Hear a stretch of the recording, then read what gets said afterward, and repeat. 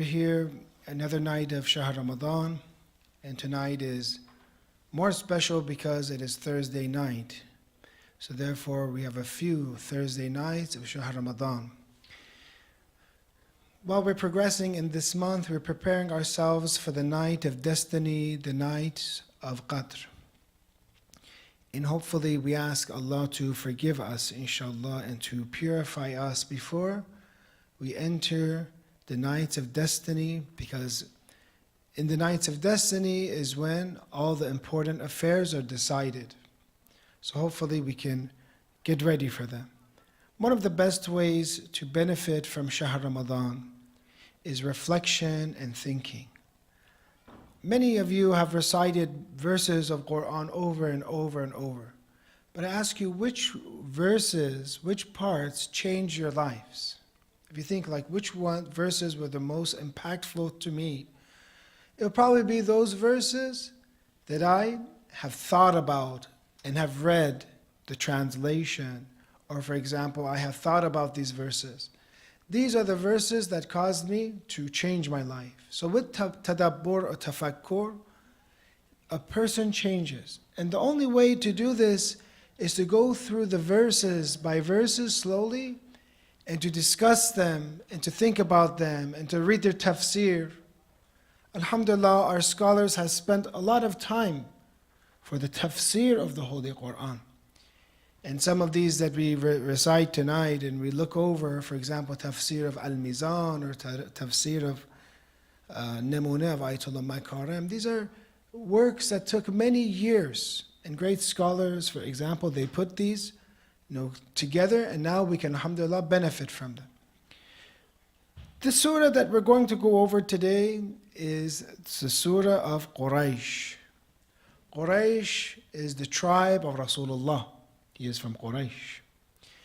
Quraish was the tribe that, even though it was blessed in one manner, it had Rasulullah from them, but it had Mecca, for example, in the Holy Kaaba.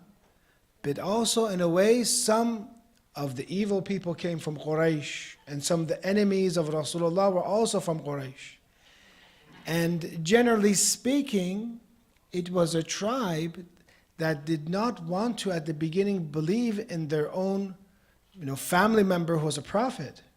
You see, Rasulullah came with one of the greatest miracles of Allah, the Holy Quran, in their language, in a way that the art of that time was poetry, and people knew.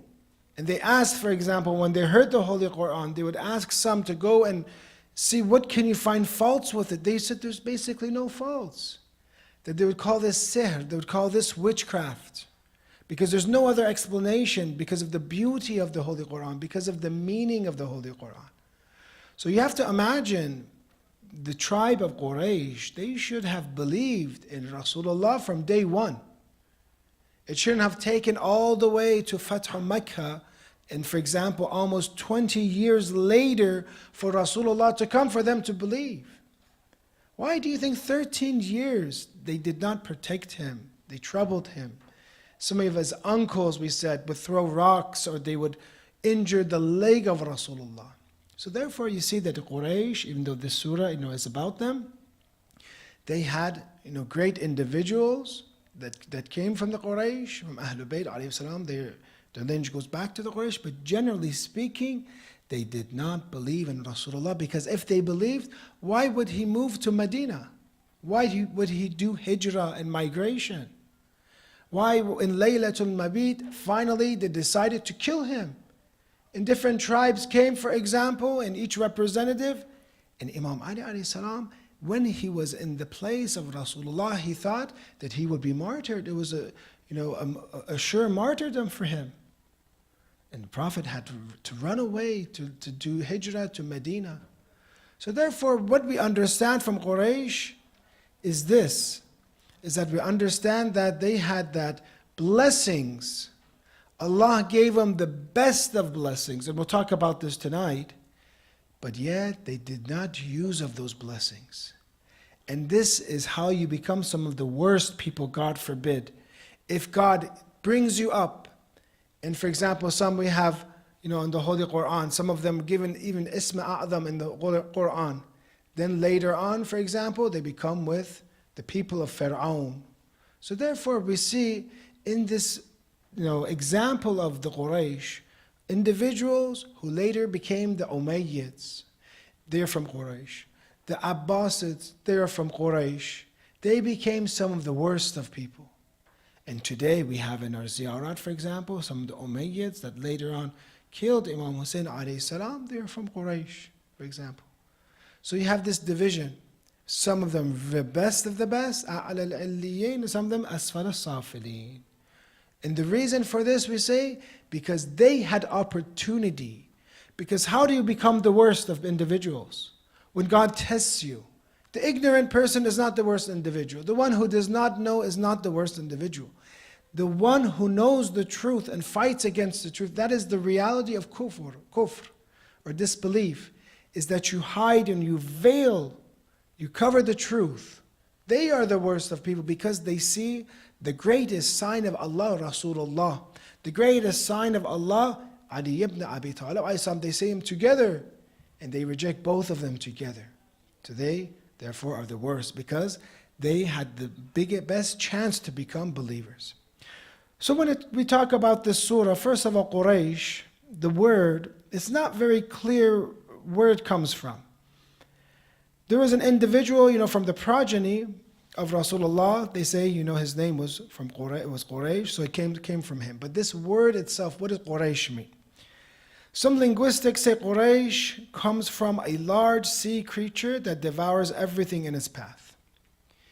But interesting, if you really look at the word qarsh in Arabic also means, shark.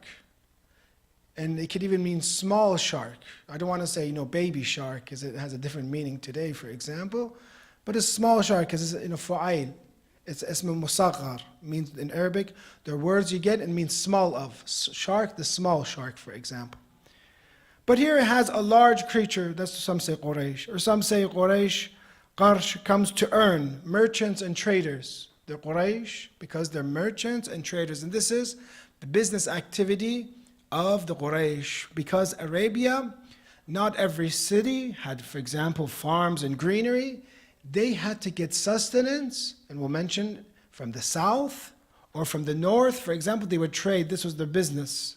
So in order to get, sometimes you want fruit, for example. Sometimes you want, different products. I don't know if that time was, for example, coffee or whatever from Yemen. Or anyways, these things, they would come and trade.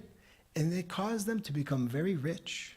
They were rich people because they would connect from the Yemen area to the Levant, to Sham. So they were businessmen. Some say here it means to investigate or inspect. Quraysh comes from that. It can be used to watch over the pilgrims. Maybe they're called Quraysh because they would watch over the pilgrims of Baytullah. They would come for Hajj, they would watch over them. You remember we said, what was the belief of the people of Arabia about the Quraysh?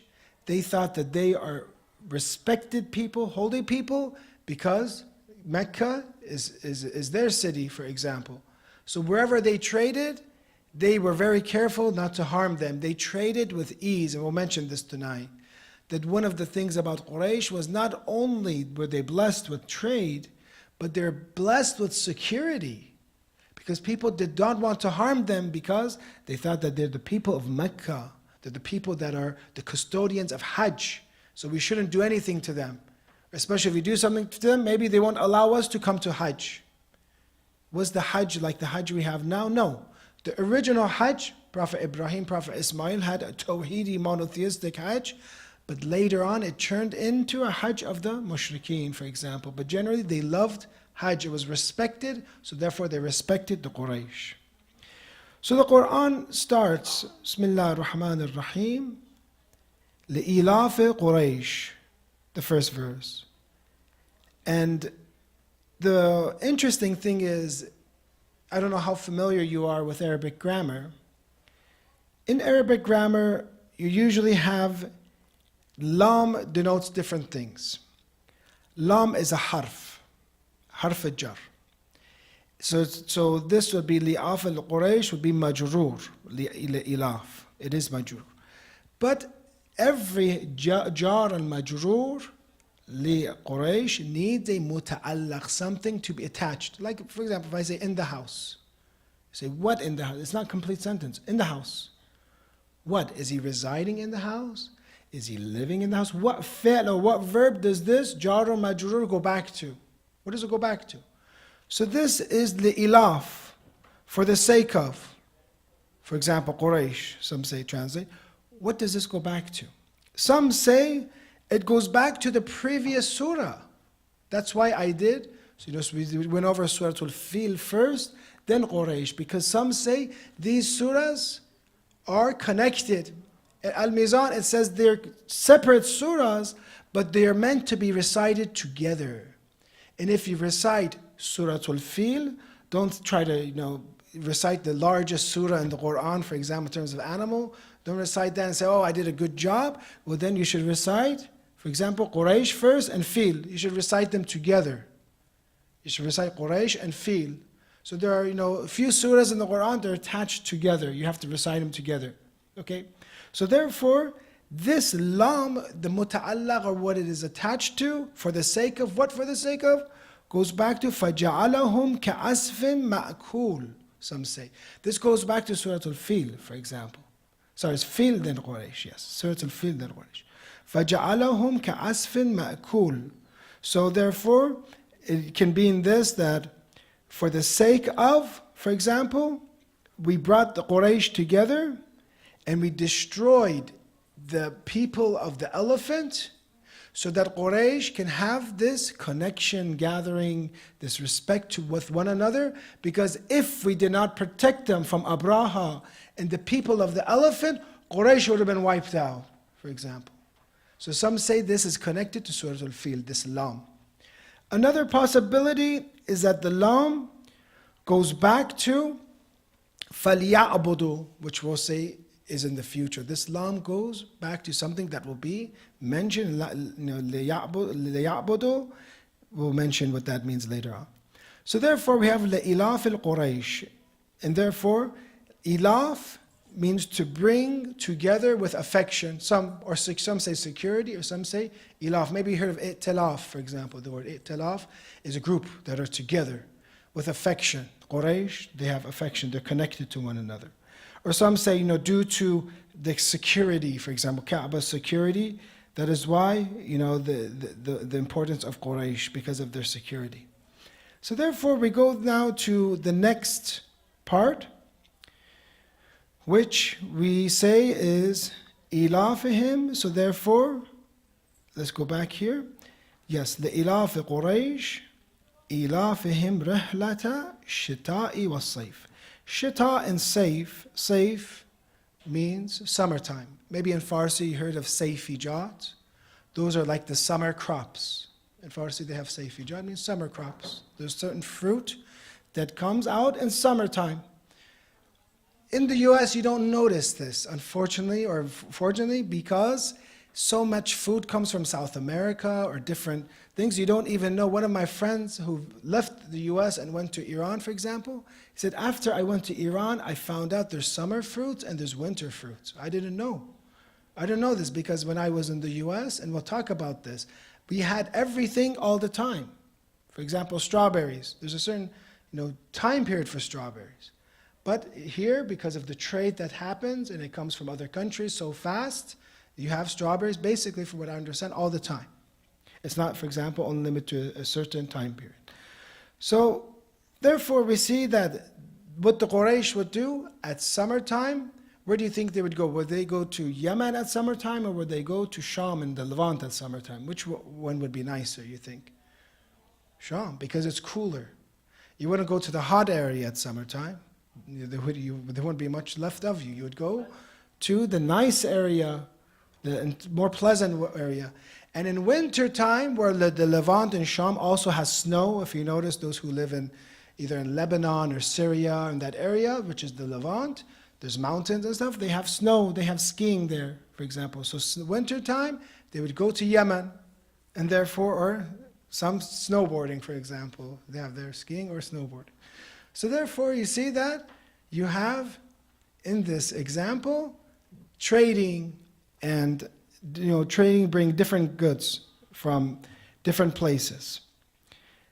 So because they lack gardens and agriculture, this is how they would trade.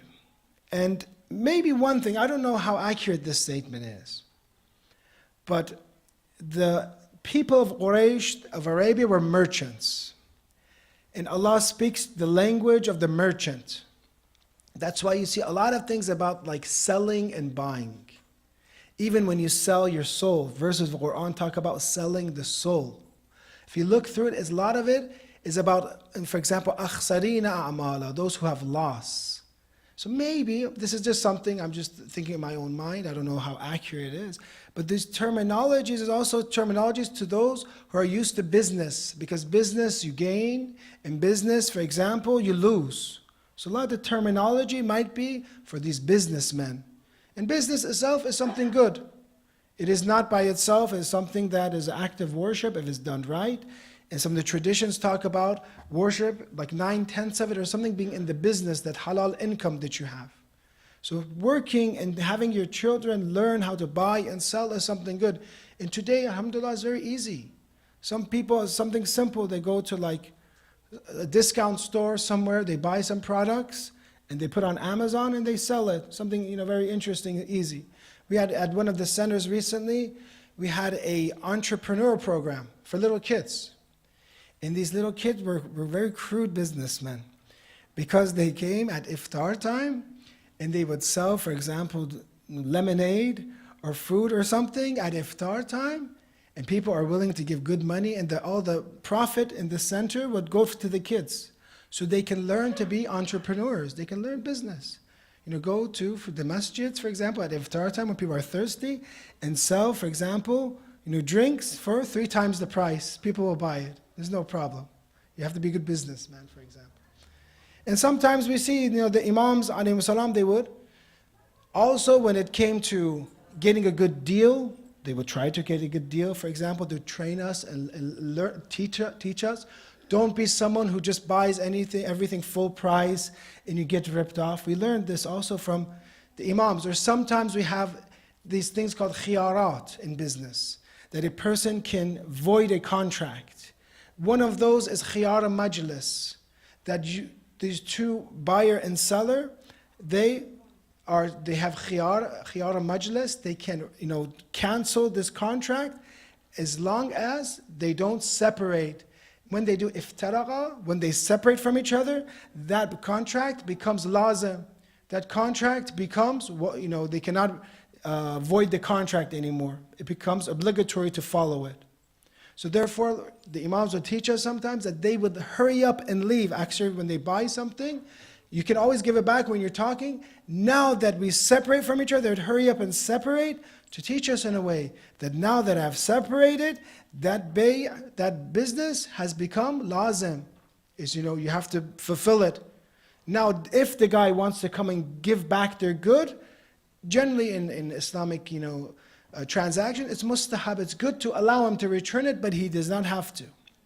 He does not have to return it unless there's an aib or something, or other khiyar, other thing that will allow him to invalidate the contract. Anyways, so therefore we see that imams also teach us this, that business, and to, for example, in a way to get a good price, to be able to, use that khiyar, or, in your own benefit. The imams taught us this, and this is something, when it comes to Quraish and business, we should teach our kids at a young age. Later on, have them sometimes do the shopping, give them a budget, give them some cash. For example, say, hey, today we're going to buy this much, count how much money it is, see what happens. So they get to learn how much a budget is, they learn to buy things, and they get, that concept of money. It is something, good for them to get the concept of money, because the faster they learn these things, the faster they can later on get married.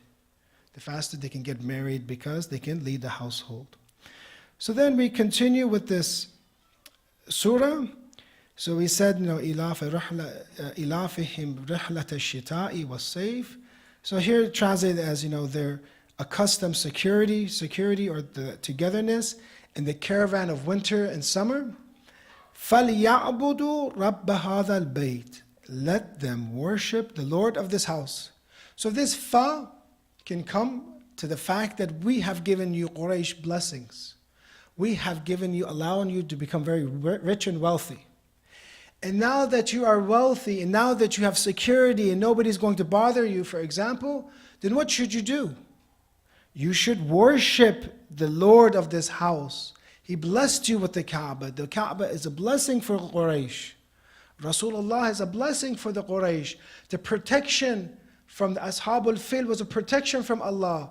So what should you do? Should you become arrogant? Should you forget God when you get powerful, when you get rich? Quran says, فَلْيَعْبُدُوا رَبَّ هَذَا الْبَيْتِ. Now that we have given you more, Allah wants us to say thank you and be appreciative of Him. Brothers and sisters, why do we always wait, God forbid, for something bad to happen for us to do ibadah and worship of Allah? This is a misconception in our minds. That we are just waiting, if my life is good, I don't really need to worship God that much. When, God forbid, something emergency happens, now I open, for example, the sajjada, or I open up the Holy Quran and I start worshiping and worshiping because I need God's help. And Quran mentioned this. So therefore you see Quran mentions that when they're on the ship, they do dua, mukhlasina lahuddin, because that ship is a very scary area. But when they get to the shore, they forget about Allah. I forget about Him. How come we're like this? Isn't the best type of worship is when you are full? Isn't the best type of worship when God gives you blessings? Why do we have to wait not to have? Why do we have to wait for someone to be poor and afflicted? Now I ask Allah, what if I am rich and powerful and yet all my days are spent in the worship of Allah? And this is a lesson to learn.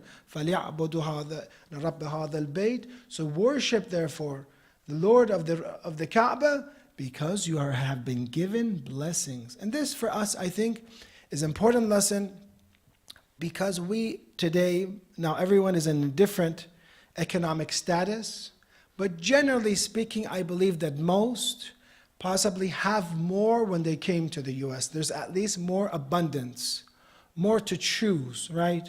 There's not one thing to choose, there's 20 things to choose from. Sometimes too much. Sometimes it delivers the next day.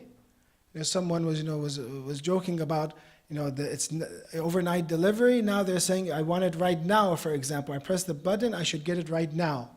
So we are being spoiled by having whatever we want and, different abundance. But we are in the same way, we can relate to the story of the people of Quraish, because they also had a lot of abundance with this trade from Sham, from Yemen. They had this abundance. But Quran says what happened to them? They were destroyed, or in a way that they didn't follow Rasulullah because they didn't use and were not thankful of the blessings that God gave him. They didn't use those resources in Allah's path. Because who gives us our resources? Who gives us our blessings? Allah does. So we should be more thankful. We should be more thankful, and we should have more iffah, for example. الَّذِي أَطْعَمَهُم مِّن جُوعٍ. Allah who has fed them. وَآمَنَهُم مِّنْ خَوْفٍ. That Allah who fed them from hunger and made them safe from fear. They should worship Allah. He has given them blessings. So this is the lesson that we get from this surah, is that sometimes, brothers and sisters, there's different people in this world. There's people today that are starving. People today that do not have water. People today that do not have protection. They can't even go to the masjid. Right now, if we see in Syria, for example, those are on Ladiqiyah or that area, they're not being protected, they're massacring them. So what do we do when we have blessings? We have to use that opportunity that we have to worship Allah more and be more thankful. Think of the blessings that Allah has given you over and over. And Quran mentions you cannot count them. You cannot count the blessings of Allah. There's this one person, they say it's a story, I'm not sure how accurate it is, but he said, for example, Allah, I have worshipped Him my entire life. He was maybe one of the priests or something from a different religion, or maybe just a worshipper of Allah. And he says that, I've worshipped Him for 50, 40, long period of time, and Allah has only given me, for example, my bread to eat. I'm a poor person. So I think here that Allah owes me because He has given me a little bit of food, but I have given Him lots of worship. So therefore He asks the angels to judge him based on Allah's idala and justice, not on Allah's mercy, for example. And then they start calculating, and they say all this worship that he did for 50 years, 40, 50, 60 years is just equal to one half of a part of food, like one meal, something like that, half of that. The rest Allah has given from His fadl, from His virtue, from His generosity, from His grace Allah has given us. Do you think we deserve, brothers and sisters, do we deserve this life that we have with so many blessings and so much, for example, goodness? We have to be thankful for Allah. When you look at some of the traditions, and you see that when God gives us blessings, what should we do with these blessings? A person wrote a letter to Imam Rida alayhi salam. Let's recite salawat ala Muhammad wa ali Muhammad for the Imam.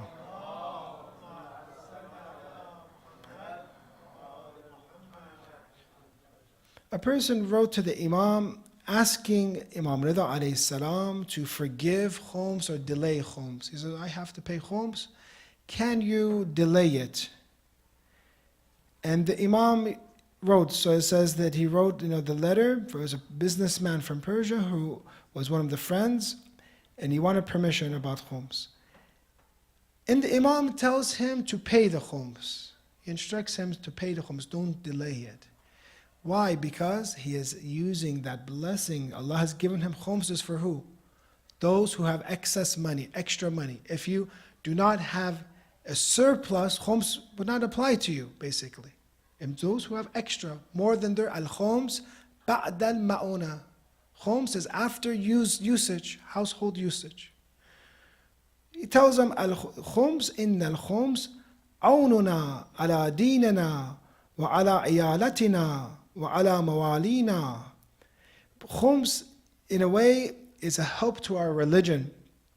For the expenses of our dependents and our friends, pay the khums. فَإِنَّ إِخْرَاجَهُ مِفْتَاحُ رِزْقُكُمْ. Because paying the khums is actually increasing, is a door to opening more income for you. So this person wanted not to pay khums, thinking that I will save more, because if I paid for that $5,000, $2,000, $10,000, I'll keep it, right? But the Imam is saying, actually, if you spend that money that you have, you actually will get more. It's miftahu rizqakum. It's the miftah is a key. It's the key to your rizq. You're going to close the door for yourself if you don't pay khums. And sometimes we think we can outsmart Allah. Brothers and sisters, one of the great blessings that we can have in the Shahr Ramadan is fulfilling your wajibat. Tonight, someone asked me about khums. He said, I want to pay khums, for example, for the first time. Very good in Shahr Ramadan. These are good actions. So I do my wajibat in this month, for example. So therefore, the Imam says this increases your earnings, وَتَمْحِيسُ ذُنُوبَكُمْ, and it cleanses your sins. So a lot of times when we think we have blessings, and we talk about the blessings of Quraish, and we do not spend it in the right way, Allah takes those blessings away. This is a reality.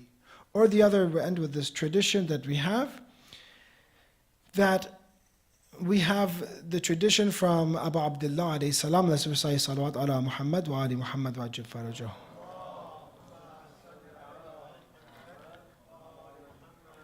Anfiq wa ayqan bil khalaf.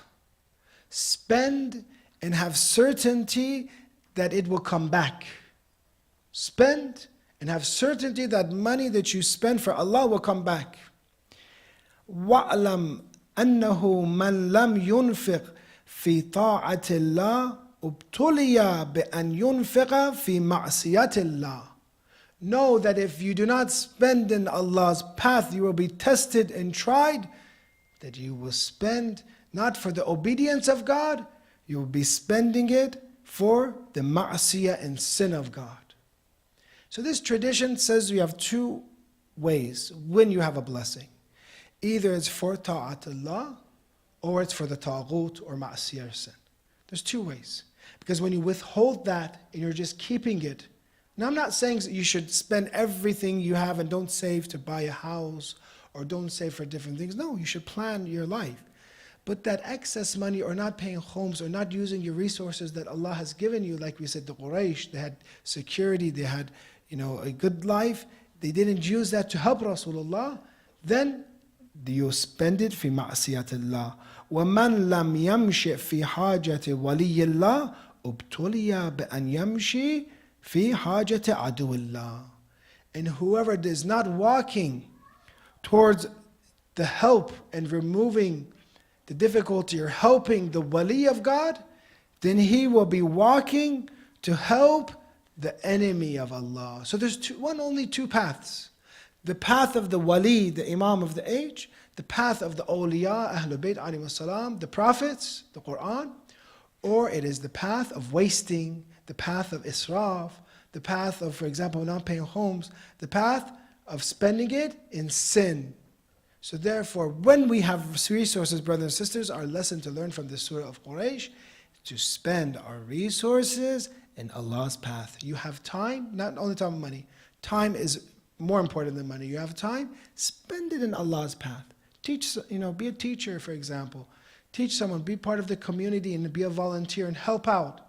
One of the best things to give, actually, this is from, Imam Musa Sadr is narrated, is said that he said this, that the best thing to give is not money. He says the best thing to give is knowledge.